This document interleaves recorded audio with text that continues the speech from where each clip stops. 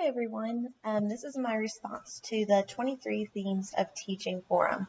So just as a reminder, I teach 8th grade foundations, which is kind of like a pre-algebra course, and I also teach 8th grade earth science. So teaching two different subjects creates different strengths and weaknesses in the classroom. So sometimes I'll address why it's a strength in one and maybe a weakness in another. So the first theme that I do efficiently in my classroom is learning goals, and that's for both subjects.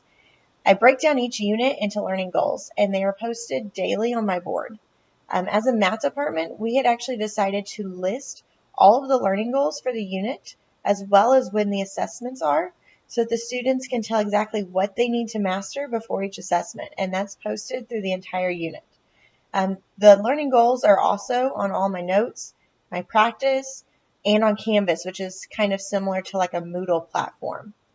We always discuss the learning goal at the beginning of lesson. We talk about how they can show if they've reached the learning goal. And then I always come back to that goal to check where we are throughout the lesson and again at the end of the lesson. The second thing that I do efficiently is task analysis. I'm pretty good at this in math just because math builds upon itself and it's really easy to sequence and know what the kids need to learn before they learn the next new thing. So based on the standards, I can break down what the students need to be able to do in order, which creates my learning goals. And then based on the learning goals, I break down what they need to do in order to, or what they need to do to master first in order to then master the learning goals. The third thing is performance feedback. So in math, timely feedback is extremely important.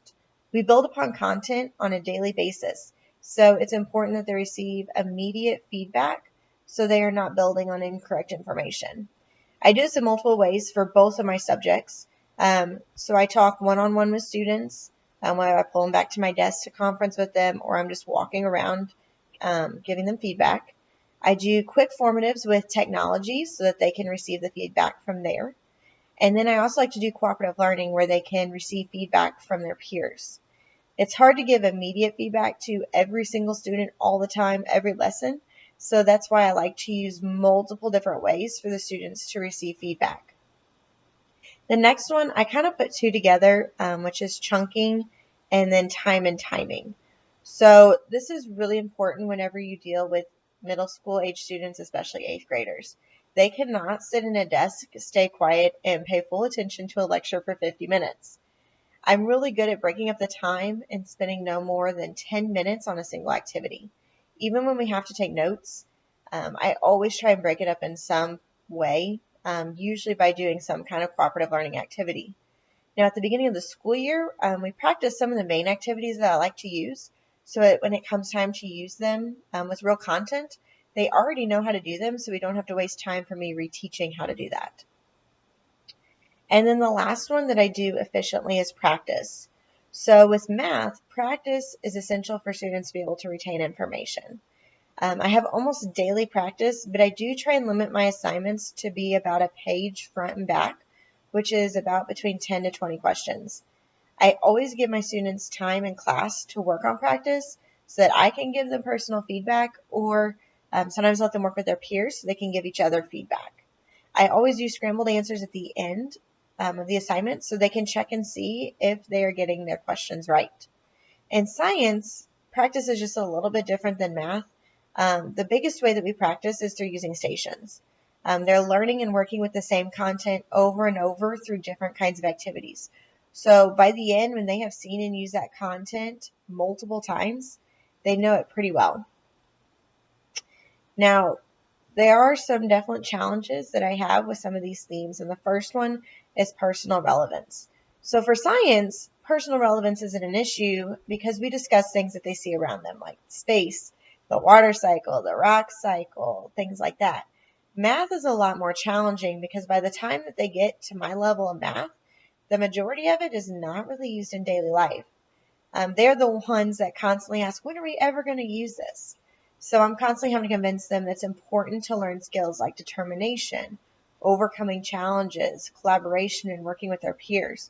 But then I also talk with my class about how foundations of algebra, which is the class I teach, creates a foundation for a lot of their math classes in high school, which creates a foundation for their ACT test. But then I also like to, when I have a life experience that actually goes along with some of the content, I am sure to tell them about it right away. And I also encourage them to do the same thing. Another thing that I struggle with in math is mid-course corrections. I do formatives in class, but it is difficult to make mid-course corrections. Usually from the formatives, I get that like 90 or 95% of the students get it, or it's split half and half. Half get it, half don't. So it's really hard to do a full class correction or a partial class correction. But what I do is throughout a unit, the students can retake any of their assessments, but they have to do reteaching and extra practice before they're allowed to retake it.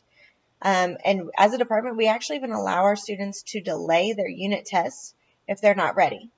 But again, they have to do reteaching and practice with me, so I make sure they're strong enough to be able to take that test. And then the last thing that I struggle with is mental models. I feel like it's really important in math to break down concepts to help the students remember, whether by using songs, charts, diagrams, or sayings. Math comes really natural to me, so I never needed to use these. Some of my students do, and so it is something that I'm trying to incorporate into my classroom more, and it's been a little bit more out of my challenge, or a little out of my comfort zone, I'm sorry.